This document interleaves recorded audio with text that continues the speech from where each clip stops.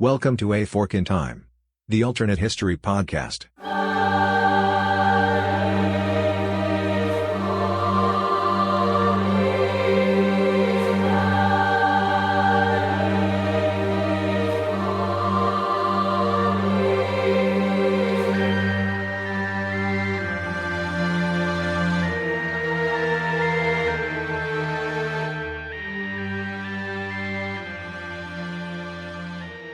Welcome back to A Fork in Time, the alternate history podcast. Don sitting in the host chair today and very happy to be joined once again by Eric Rush. I guess technically that's Dr. Eric Rush, so I don't want to forget that you have an honorific there in front of that, Eric. Thanks for joining us again, Eric. I know that we enjoyed doing the episode we did before, talking about the polio vaccine, the Salk vaccine, and other derivatives, and I've been excited to have you back to talk again about another topic you suggested. So That's where we're going today. So since it was your topical suggestion, I'm going to let you sort of explain what it is we're going to be talking about. We'll take the break and then we'll come back and actually dive into what we do here on A Fork on Time, which is looking at what happened and then what didn't happen or could have happened. Great. Thanks, Don. And it's great to be back. I had a wonderful time with the prior episode and happy to be back for a second round. So today we're going to be talking about what if the Human Genome Project never happened. I think those of you who listened to the previous podcast will recall that my day job is as a clinical geneticist. And so genetics technology and the products of the Human Genome Project are really near and dear to me because that's kind of what I do every day. And I think we have an idea that projects like the Human Genome Project were so obvious to everybody and so necessary that there was never any possibility that this wouldn't occur. But as it turns out, the truth is a lot more complex. History is a lot more complex than that. So we're going to dive into a specific fork on the what if after we come back from the break. All right. Looking forward to that. I'm looking forward to going along on the ride here. I'm in the driver's seat, but I'm about to hand Eric the wheel when we come back. So hope that you stick with us after the break and we'll be back shortly. Would groceries delivered to you in as fast as 1 hour save you a trip to the store? Instacart makes that possible thanks to personal shoppers in your area who hand-select items based on your preferences from the stores you love. And shopping multiple stores is possible on a single order. Instacart picks the freshest produce and even keeps your eggs safe, all while finding everything you usually buy, providing smart suggestions for new items, and even highlighting deals to help you save money. And now you get free delivery on your first order over $35. Let Instacart know we sent you and help support our show by following the link in the show notes. Instacart. Groceries delivered in as fast as 1 hour. Welcome back to A Fork in Time. Don leading the effort today, but I'm happy to be joined, as I mentioned in the opening, by Eric Rush, who has been on the podcast before and suggested this topic. And as Eric outlined, we're going to be talking about the what if of an alternative for the Human Genome Project. So maybe a good place to start. We tend to start with the historical what did, Eric, but we don't want to go too deep into that, but it's necessary, I think, for the what if here. So what in the world is the Human Genome Project and what actually did happen in history before we talk about what didn't happen? Yeah, so the Human Genome Project is really biology's first foray into what we would call big science.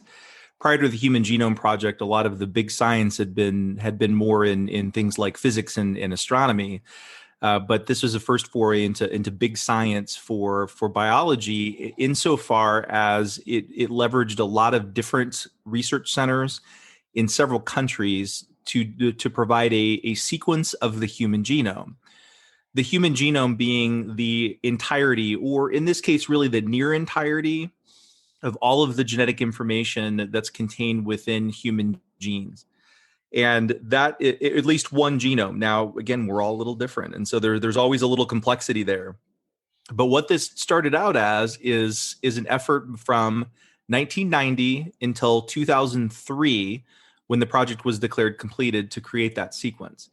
And that it worked. It was a successful project as far as that goes. But it, like a lot of things, it starts with a fair bit of negotiation before that.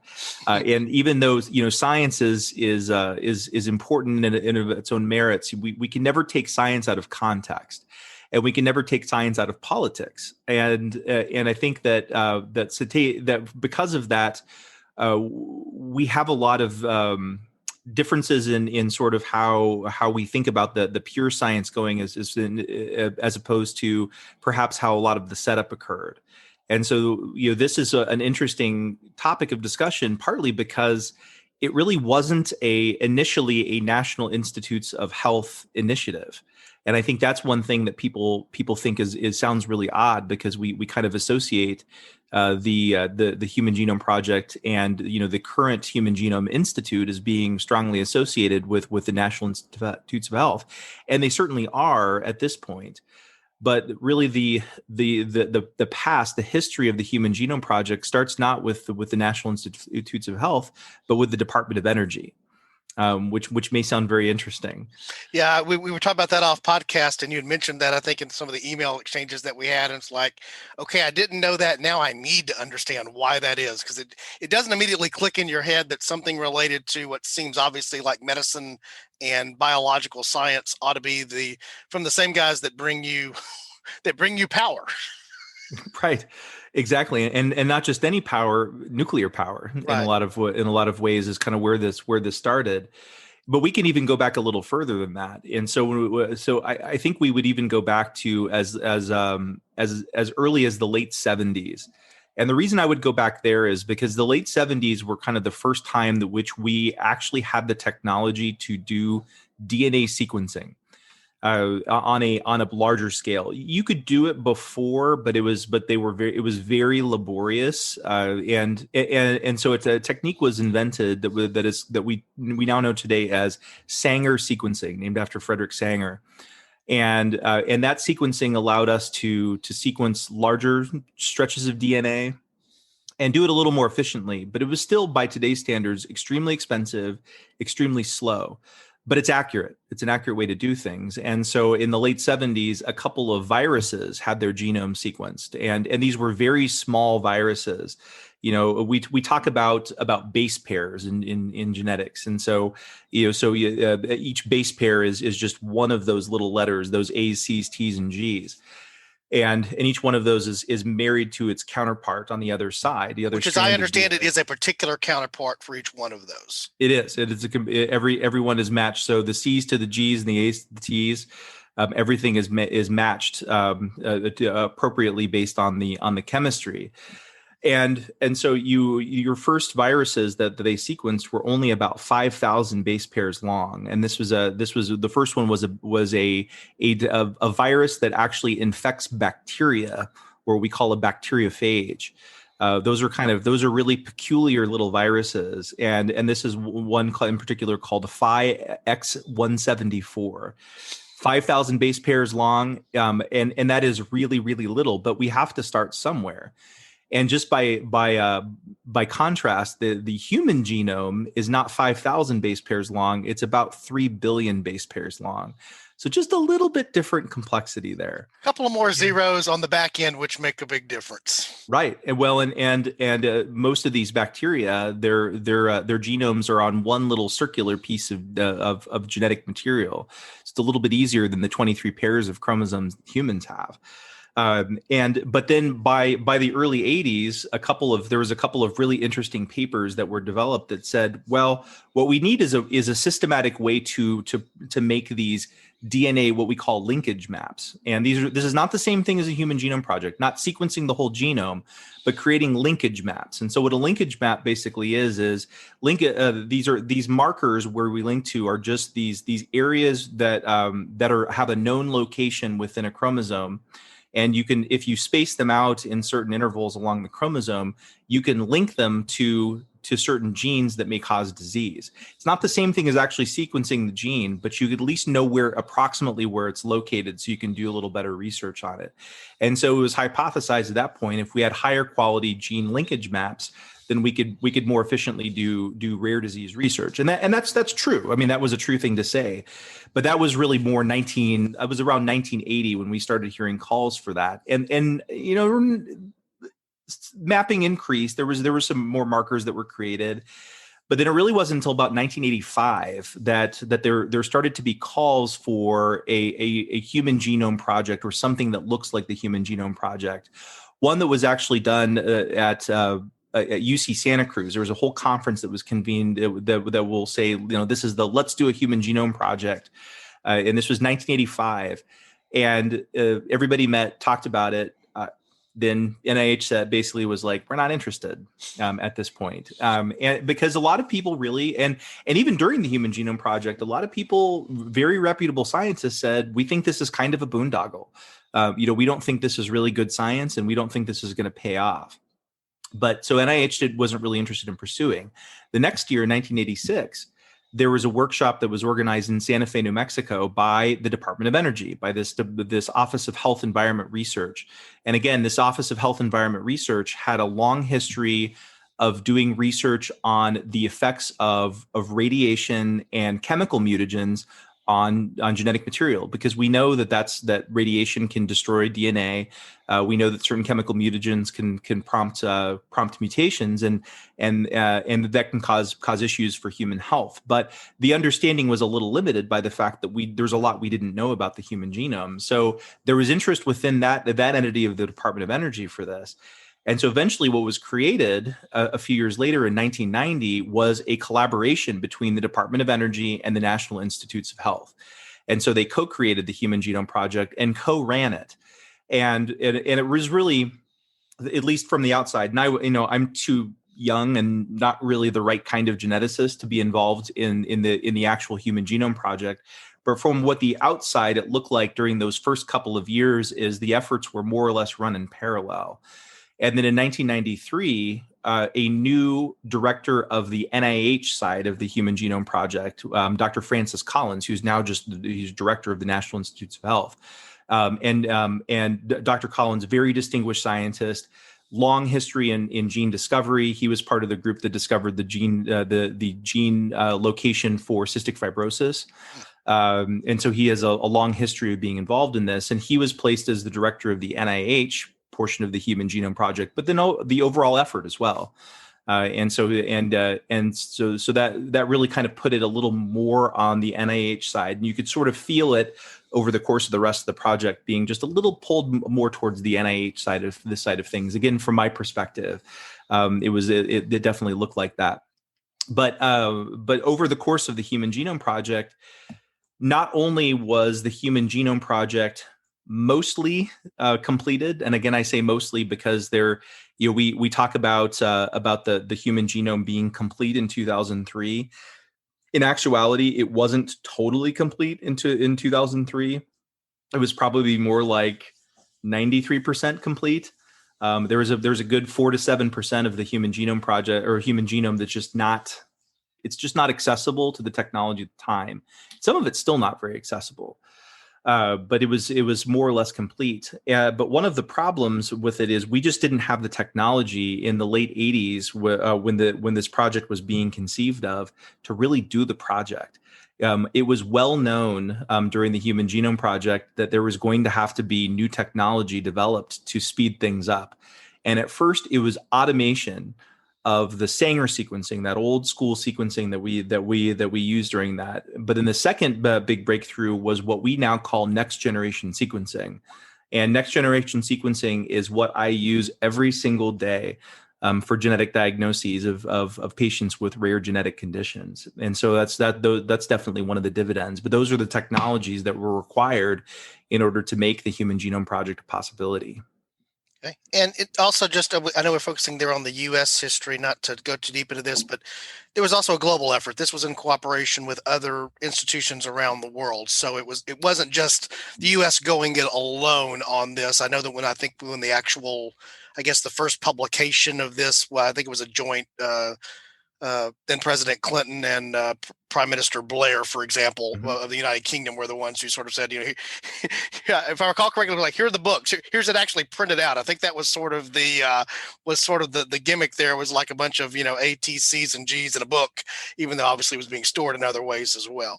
Right. But you're exactly right, Don. It was an international effort. I think the U.S. provided a significant share of the funding. A huge share of the funding. But there were groups in the United Kingdom, there were groups in France, Germany, China, Japan.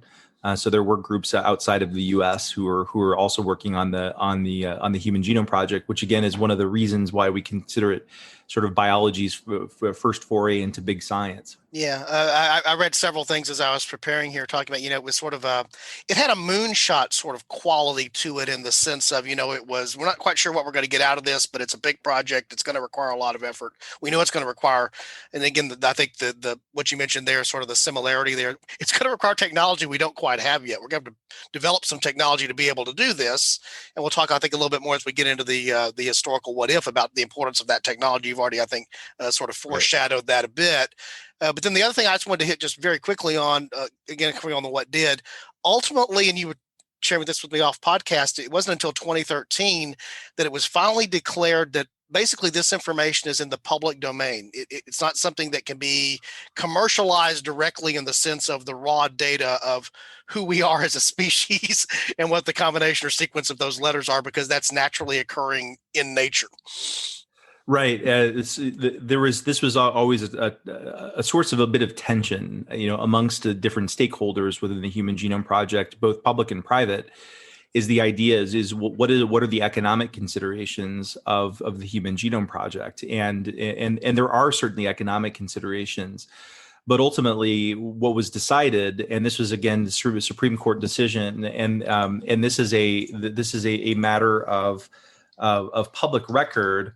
In 2013, so this is a Supreme Court case called the Association for Molecular Pathology versus Myriad Genetics, and that's the only mention I'm going to make, because that's in the public domain as a Supreme Court decision. Right. But essentially, what the gist of it was that you can patent certain techniques, you can patent certain products based on genetic technology, and you can patent certain constructs that are made, but you can't actually patent the gene, the naturally occurring gene itself, because it's naturally occurring. It's not considered intellectual property, and so, but what that does is it allows a little more flexibility for people to innovate and for people to investigate.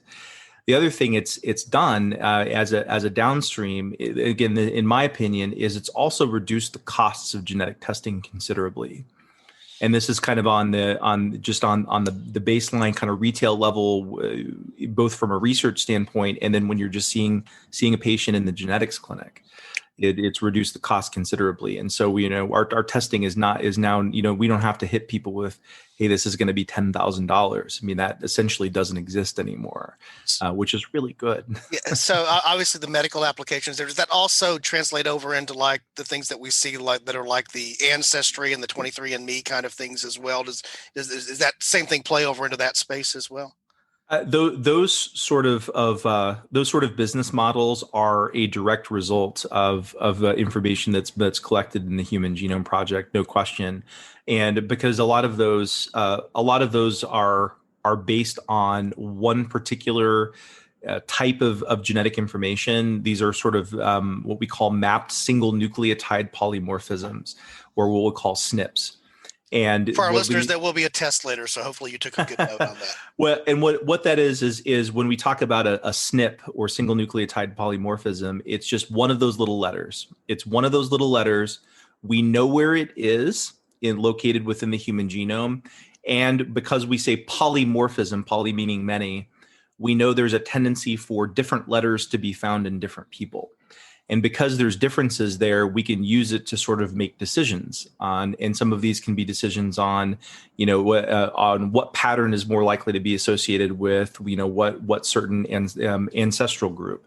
And so those are the ways that it's used in those in those sort of contexts. Those have been definitely a direct result of that. And I think that in some cases, the science is a little soft with those sorts of applications, but there's still very much an outgrowth of the Human Genome Project, and kind of not only just in the technology used, but also in the public consciousness, right? Right. And so I think that I will say, this is only my opinion, but I think there are others that share it. My opinion is that the Human Genome Project was a net benefit to humanity, and in fact, a huge benefit to humanity. But having said that, I still think in many ways we oversold it. Because I think when we first started out, and even when I was, in the 1990s, I was, mostly in high school and college, and they were talking about, we're gonna learn everything you need to know, not just about rare genetic diseases, but about your risk for heart disease and your risk for cancer and your risk for Alzheimer's disease, and in reality, we have discovered a little bit of those things, but really, the Human Genome Project has not totally explained all of the reasons why people have. We've nipped around the edges a little bit. There are certain types of really early onset Alzheimer's disease that we do know that genetics play a strong part. But for, just the regular person who develops Alzheimer's disease, when they're older, there's a lot we still don't know about what genetic contribution is there. So I think we did oversell it a bit. Yeah, okay. And I'll share a little bit towards the end, just a little bit about how those particular technologies have touched me. They've actually impacted my life. So I'll save that as a teaser for the end of the episode. Maybe folks will stick around for that if they're interested. That's all perfect. Right. We talked about the what did, but this podcast is all about the what if. So what if? So where do you think is the right place to look at where there might have legitimately been a fork that would have caused us not to have what we have today? I think the most likely fork happens before the Genome Project even starts. Again, this was a collaboration between two large governmental entities, and that success in collaboration was by no means a foregone conclusion. So I think it's very easy to imagine a history where the Department of Energy says, we're really interested in doing this. And then like they did in 1985, the National Institutes of Health say, we're not really that interested. We don't think that this is where our dollar would be best spent. And so they say, thanks, but no thanks. And so the Department of Energy says, well, we really can't do this on our own. And so they eventually table it.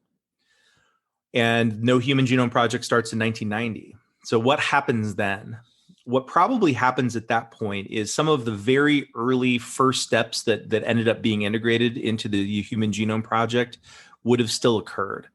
And so I'd mentioned to you, Don, a little bit ago about these what we call linkage maps that are kind of the road maps along the way. And so it's a really basic map of kind of where certain parts of the genome are located within the individual chromosomes, so that individual scientists who are researching individual genes can more easily pinpoint the approximate location of that gene, so they can do their own individual research. I suspect that those maps would have still been created, and that we would have had progressively higher resolution maps. What was eventually created. So as a part of the Human Genome Project, the idea is that there would be maps that were created in what we call the 2 to 5 centimorgan. So centimorgan is a derived measurement that is roughly equivalent to a megabase, or 1 million base pairs. And so in this case, 2 to 5 centimorgans between those markers is roughly about 2 to 5 million base pairs. Well, that's a pretty large area of real estate when you think about it.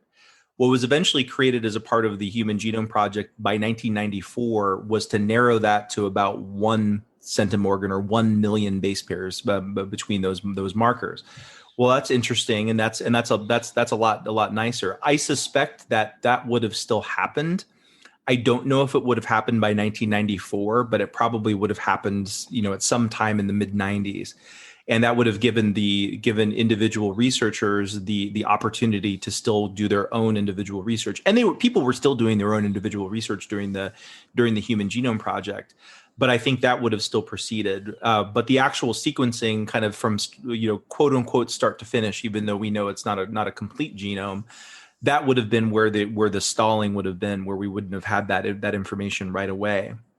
And we also probably wouldn't have had the reason to develop the higher throughput sequencers, what we call next generation sequencers. Again, I think they would have eventually been developed, but they're just the reason for them wouldn't have been developed right away. So I could easily see a history where we have these higher resolution maps. People are kind of plugging in genes kind of one by one as they start doing that research. I think there might be some companies that would come along and might say, "Hey, we want to work on this set of conditions," and they might then try to go about patenting that because the legal framework would have probably been different too. Right. We wouldn't have had the reason to kind of push for this being more in the public domain. And so that might have been a business model, in the, say late 90s, early 2000s to say, hey, we're going to have this group of genes that are going to be kind of our genes. And this is our intellectual property. And we're going to, some way monetize the downstreams from these genes. And that might have worked for a while. I think eventually the same decision that was made in 2013 would have been made, but maybe not even at this point. And I think that a lot of our current generation of sequencers, and we've gotten to the point now where we've gone from the next generation sequencers that we use kind of on a day out basis to what we're now calling third generation sequencers.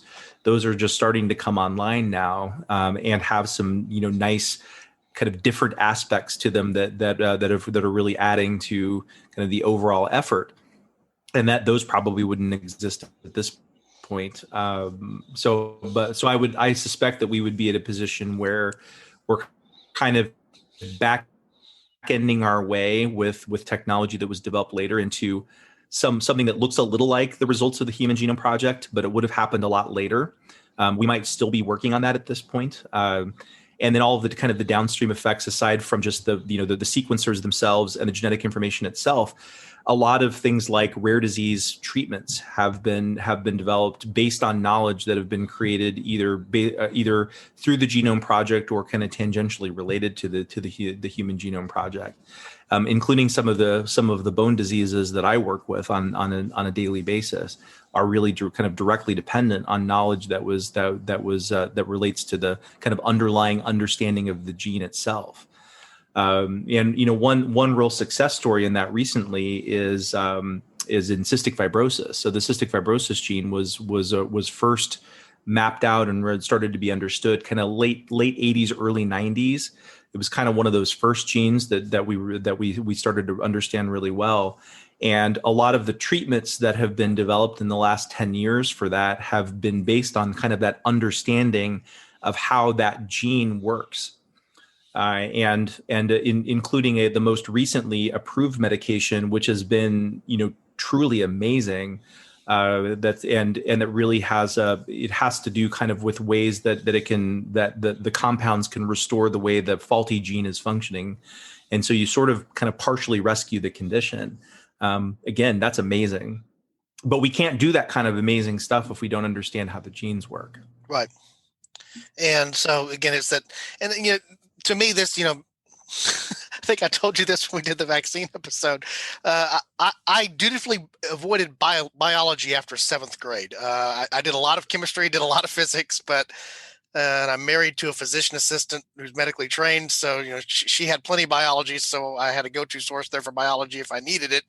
But to me, it's this struggle that exists. And I think this is a good example of that between, basic science and applied science. That's the tension that I feel all the way through this is, eventually we have the applications that come out of what we learn, but is it worth spending the money on just the basic science, not knowing if we're going to get the application, or do you go from the other direction of somebody, like you said, an individual commercial entity saying, we're going to focus on this because we see the application, we see where the money's going to be made for this, and the science becomes tangential to the commercial need versus the science being primary and the other things flow off of that. What's primary and what's tangential sort of get flipped back and forth in this equation. I think they do, but I think the Human Genome Project is even from people who have criticisms of it at this point, I think have to acknowledge that the basic science that's been done here has paid off in terms of human knowledge, and it's also paid off economically. I heard one statistic say that for every dollar that was invested in the Human Genome Project, $141 have been created. Wow. That's a nice ROI. That's a really good return on an investment, and and I think that really underscores the benefits of again, this is my opinion. It underscores the benefits of government funding of basic research, right? And I think and I think it's no secret to anybody who's been thinking about this that one of the kind of the secrets in the sauce of kind of American innovation and a lot of our contributions in science and especially health sciences over the last 70 years were that the federal government decided, hey, we're going to fund scientists to do this sort of research. That is a good model for how things work. Is it a perfect model? No. Are there issues with some of that? Absolutely. But I think fundamentally, the National Science Foundation and the National Institutes of Health have been an extraordinarily successful way to fund science. Yeah, I would agree with that. And again, not to go too far down the political path, because that's always a risky place to go, and we try to avoid that here. But it is relevant. Politics was involved, as you pointed out, and one of the interesting things there is that went across multiple administrations of different parties. And so this is also one of those areas where you see everyone sees the common benefit of it, because this is not a big R, big D kind of thing. This is a big H kind of thing. It's about humanity and learning about ourselves and learning what we can in the area of medicine. And I do say this, and I'll state this is my opinion too. America is one of the most interesting things to me when it comes to medicine, in the sense that we have arguably the absolute best healthcare in the world in terms of technology and some of the things that we can do. And then we struggle on the access side. So, how do you want to measure the system by the upper end quality? American healthcare goes up against anybody in the world, if you want to use that measure. If you want to look at it in terms of access or other things, or even basic health, well, that's a different measure and probably scores out differently than we do when we look at just the high end quality. I think you can definitely say that when it comes to innovation. I think we lead the world when it comes to healthcare innovation from a technology standpoint. And I think, as you say, where we lag is in outcomes, and part of that is certainly the access to healthcare. We could have an entire. Actually, this just gives me a totally different idea for another another episode of this. Now that we're thinking about that, we'll talk about it later, Don. Fair enough.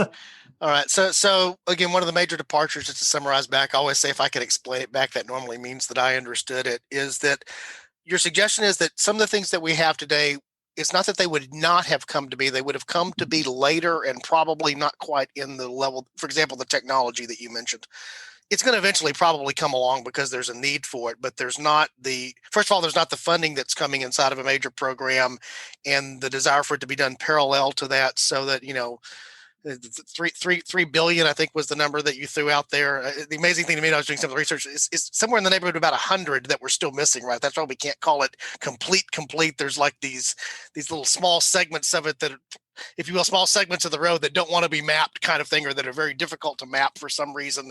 I heard something about what biologists call the stutter, where there's like this one area where there's like the sequence is just the same thing over and over and over again there, and that creates a challenge for reasons that it does. Right. Well, it's what we would call highly repetitive sequences. Yeah, is the word we use, and our current technology is not very good at being able to sort of lock on to those highly repetitive sequences. So they're a little resistant to even next generation sequencing. But third generation sequencing does a little better job with some of those regions. Yeah. And so we might still get there. Yeah, that's sort of cool. When you think about a number like 3 billion, I mean, that's just such that's a number, all the various ways that we get our heads around these large numbers, that's a big number. And that's right. inside, not just inside each one of us, that's inside each one of the cells inside of each one of us. I mean, that puts it even more context. Absolutely, and if you look at this from the standpoint of cost of the human genome, you could say, well, about approximately 3 billion base pairs in the haploid human genome, and $3 billion spent on it, so about $1 per base pair is kind of what the cost would be. Now the cost per base pair is less than a penny. Wow. Just in terms of cost, and that's really even the cost of a megabase, of 1 million base pairs of sequencing, is really still less than a penny. So our genomes are now, if you want to get a raw genome, a human genome is less than $1,000. Wow. That number astounds me. I'm gonna throw in my personal story here, and then we'll come back to the other part of the what if, because this actually has a personal what if for me. I may have shared before on the podcast. I'm not certainly.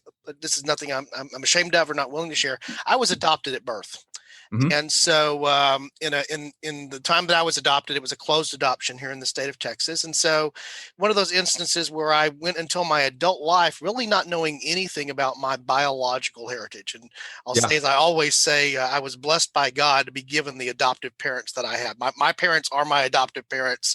No ifs, ands, buts, candy or nuts about that. And I feel very blessed with the life that they gave me. So this is not one of those instances where I needed to find my biological family because these horrible people had raised me. It was quite the opposite.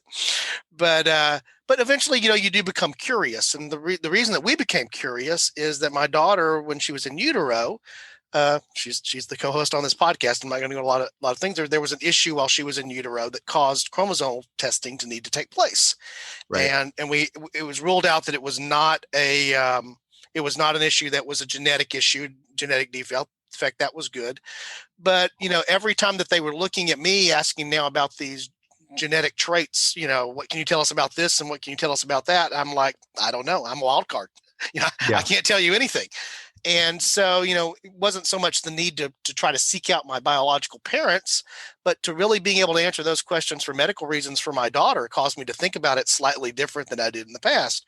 Well, along comes, I guess this was now 4 or 5 years ago, along comes companies like, I'll just mention them here, don't get anything for this plug, but 23andMe, where they're like, hey, find out what your, in my case, what even is my ethnic background? I don't even know, I can guess. Right.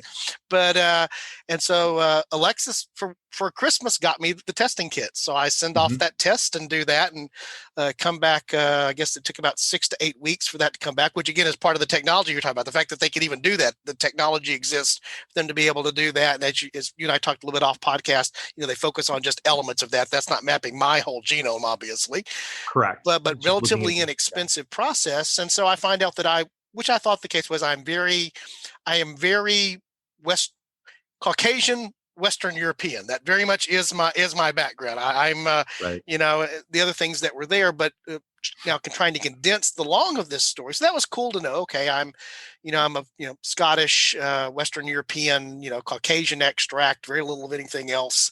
Sort of makes sense. That's just good to know. Was about 6 months later, because of the connections where now, if you opt into this, you can have your DNA compared to others there on the site, actually ended up getting connected with and discovering the person who turns out to be my biological half aunt. Oh, And as a result of that, she was able to figure out who her biological father was, who happens to be my biological grandfather. And through a lot of connection there, we were able to at least and she'd been working on, she's also adopted, she'd been working for 25 years with genetics and with other means of trying to get to this. But because of this technology and because of me testing, because if it had not been for me, because I filled in a gap for her in terms of what she had been able to identify, she was able to identify her biological father. I was able to identify my biological father. Still clueless on the maternal side of things, but that goes. But so this has had a direct impact in my life. If there had not been a Human Genome Project, I probably could not have related any parts of that story that I just told you.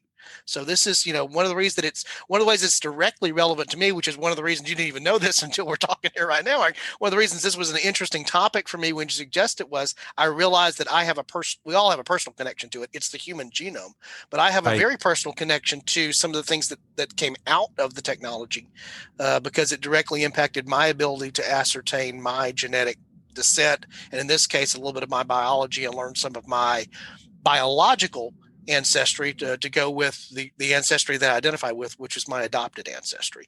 And that story is true for me. That story has to be true for countless others. So again, that's one of the Absolutely. one of the what ifs here. I'm not unique in that respect. And some of that, by the way, has some nasty sort of Maury Povich, Maury show kind of thing of, and people finding out things that aren't true as well. That's the flip side of this.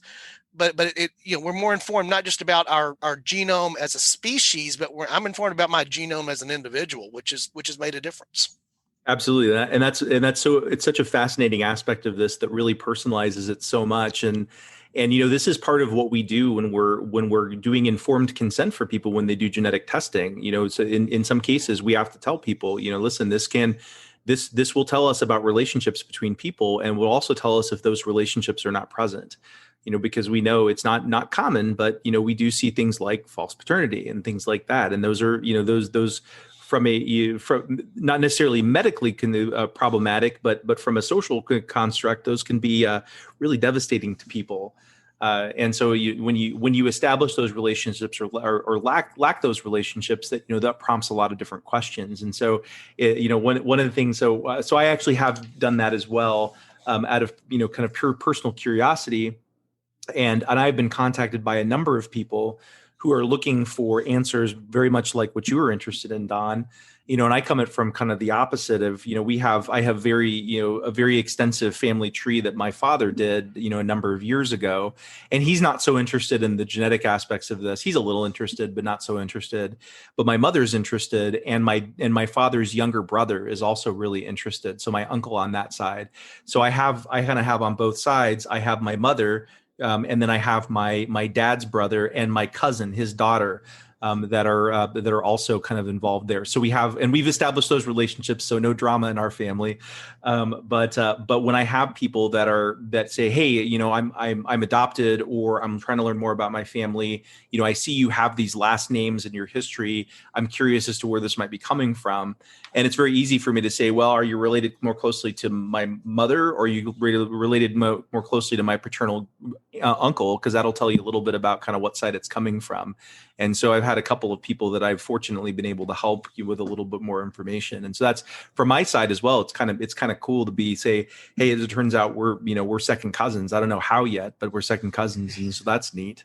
Yeah. And even before you use the term City Morgan, I learned what that was as a result of the way that, that's how overlaps are calculated, and certain amounts there indicate certain types or affinity levels of relationship. Like, for example, right, the person that I mentioned, which turned out to be my biological half aunt, I think first identified as a first cousin. It's in the same range as the first cousin because of right, the degrees of separation there.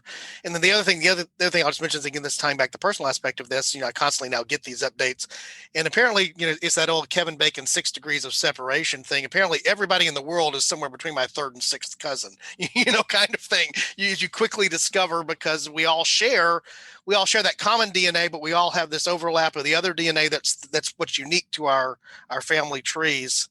And that's an interesting part of that as well. Well, and that's one of the that's one of the things that I do like about what we've learned about the Human Genome Project, is it tells us that when, as humans we're all related to one another, and we should probably treat each other that way. Yeah, there is that social aspect. So what else would be different in this alternate forked timeline if the HGP hadn't gone the way that it had? Anything that relevance that we've missed? Yeah, I mean, I think I look at this also from sort of my day to day. My job would look a lot different today than it did. So my job today would look a lot more like the way I was originally trained.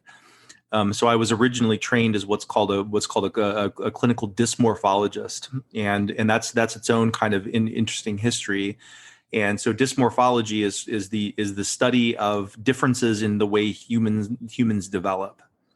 And so classical dysmorphology was developed in the late 60s, when we didn't have a lot of this technology. And so people diagnosed patients simply on recognizing patterns on examination. If this technology didn't exist, I would be functioning much more as a classical dysmorphologist than kind of the applied molecular geneticist that I really function as today. Not to say that we don't do any classical dysmorphology today, because we do, but it's very much a different kind of a different field. So for me, it would absolutely change the day-to-day of my job, and in some ways that would make it a lot more challenging. But in some ways that could that would actually make it in some ways make it a little easier, because we just had a conference, and one of our very, very senior colleagues made this kind of off the cuff comment to say, well, in the past I was never wrong, because there was really no way to confirm whether a person was right or wrong, because the technology didn't exist yet. And so you said, I think it's this, and everybody said, okay, sounds good, that's what it is. And you didn't really have a way to check that. And right. So it's in some ways it's nice. In some ways it's nice to have a check against you, but in some ways it's also nice to well, I guess I'm never wrong here. And you can't prove me wrong. Right? Yeah. Exactly. So I'll ask once again if there's anything else, but I also want to ask one other question that sort of relates to this, but relates to other things. So I'll ask the other question first. Anything else that we missed here that you would want to make sure we included in the forked I think we've option? got it's a pretty good deep dive into the history and the kind of the what ifs of the Human Genome Project. There are some other possible departures here, but I think starting at the beginning is probably the most plausible one. Yeah. So then the other question that I have is, and you may not be able to answer this because of affiliations or other things. So if you need to dodge the question, it is perfectly acceptable. Is there anything like this that's on the radar out there now, like the Human Genome Project, that's sort of in that state that it was, let's say, in the 80s, that, somebody's trying to make a go, no-go decision on some basic science that, 30 years from now, if we were doing this, we would be talking about how that would be different. We're just on the front end of the fork instead of on the back end of the fork. There are a couple of initiatives that bear some similarities. I think some of the background politics are maybe not quite as difficult, because I think in large part a lot of the utility of this is understood. But there is interest in understanding more about human gene expression. That's one of the projects that's really being worked on. There's not necessarily a Human Genome Project analog for that necessarily, but this is definitely an area of active inquiry. So, kind of when we started out, if you look at some of the source material for in the the 80s and 90s, when we're talking about the Human Genome Project, the estimates of the number of human genes were generally somewhere between about 50,000 genes and about 100,000 genes. Because it was thought that, well, we're humans. Obviously, we have way more genes than all these other mammals and other organisms that we consider to be, quote unquote, lower than us. As it turns out, humans have about 22,000 genes, which kind of makes us nothing special in that respect. And but we are different, no question there. But I think that there was a little bit of biological hubris there when we assumed that we must have more complexity of our genetics. And there probably is a little more complexity, but it's different complexity. And so one of that is the way human genes are expressed, how genes are turned on and off, and how genes are expressed in different organ systems, different tissues. And that's an area that we still don't completely understand. And we know that that's an area of a lot of importance.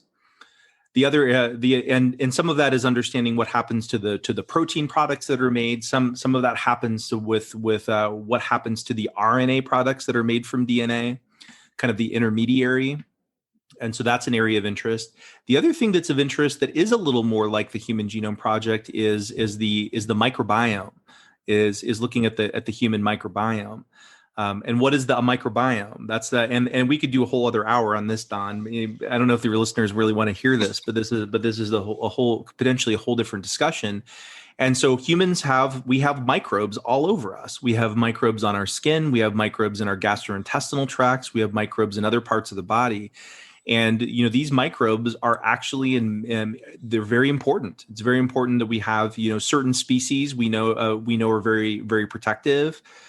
Certain species are things that we were used to seeing, and certain species that if they get in overabundance can cause problems. And so we don't really we are gaining some understanding of what normal looks like there, or what optimal looks like there. But we also know that our microbiome has changed over the last 100 years. A microbiome of a person's GI tract in 1920 versus 2020 looks a lot different. And there's probably some negative effects from that. But we don't necessarily know what those are completely. Right. And so understanding those species and understanding the genetics of those species is really important too. Yeah. And to me, that's that thing I can't get out of my head. I don't know if that's a good or a bad thing. Is just, again, the application versus the basic here. That you're talking there Absolutely. about more of the application.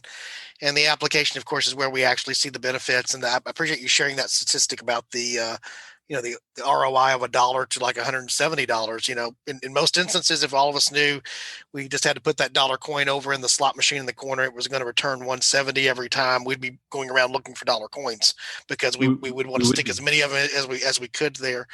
The other thing I just wanted to ask, I guess, just briefly about, that sort of goes along those same lines, but at the same time is sort of different, is we talk about mapping the human genome. And so one of the things that I have in my head is that part of the technology that you described there, it's a little bit like what happened as we moved from physical maps to like GPS in terms of what you're able to do in terms of how it works. Is that a fair analogy?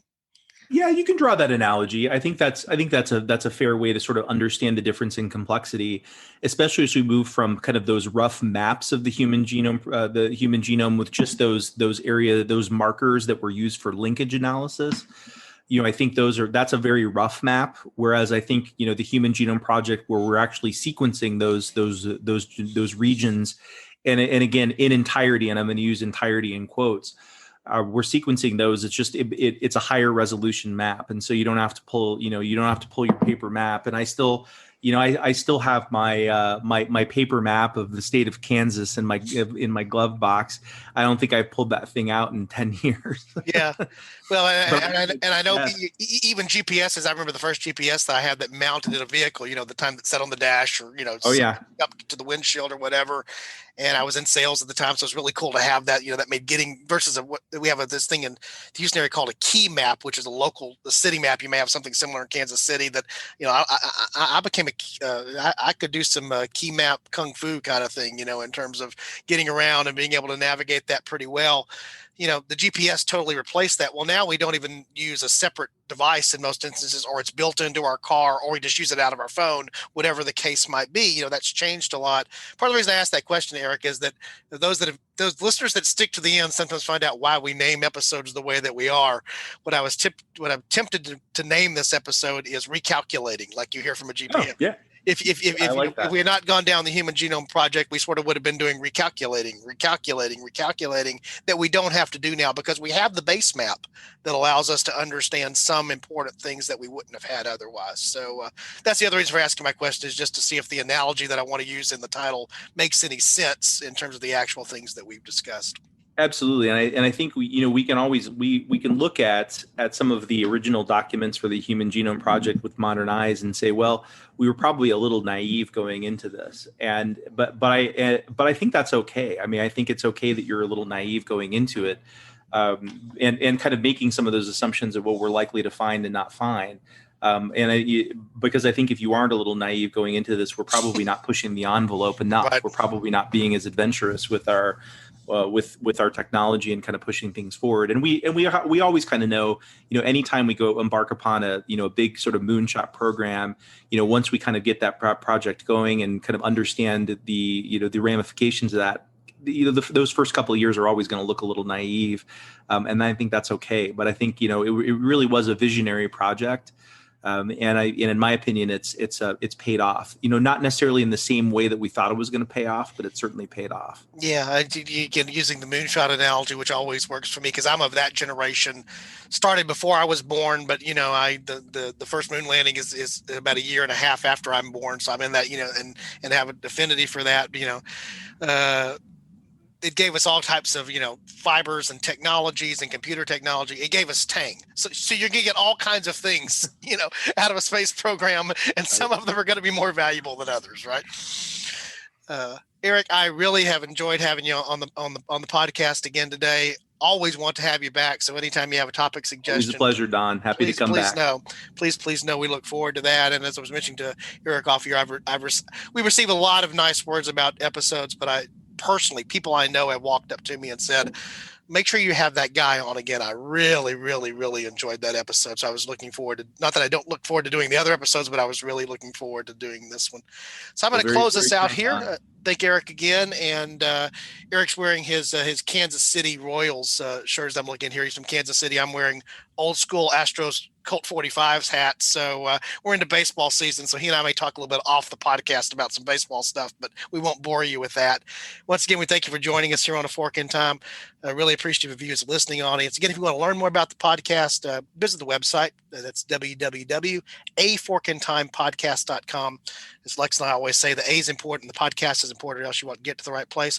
We have done some revamping there. There's nothing fancy or nothing special about the website, but if you haven't visited in the last week, you'll go there, you'll see that it has a different look and feel. And I'll just mention, it also has some things on there now about the new exercise that we're looking at starting here in June, which is the new podcast, the room where it happened. And so you can learn a little bit more about that. So I wanted to get that mentioned in here. Once again, Eric, thanks for your time today. Thanks for joining us. And we're going to wish our listeners a good day and hope that they join us next time. All right. Thanks, Don. Thanks.